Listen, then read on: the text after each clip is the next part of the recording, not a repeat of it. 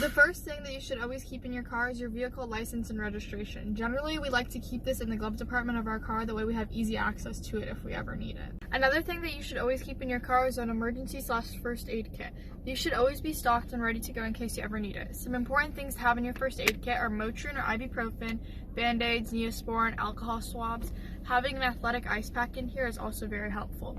Generally, these can be kept in the trunk of your car, that way you have access to it, but it's not in the way. You should always keep a charger in your car in case your phone ever dies and you're in an unfamiliar place, that way you have access to a GPS.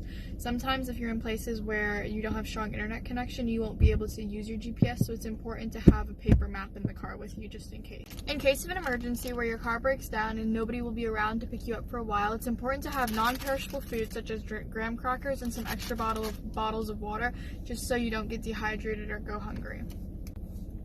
Something you should always keep in your car are scissors in case you get in a situation where you need to cut your seatbelt off quickly.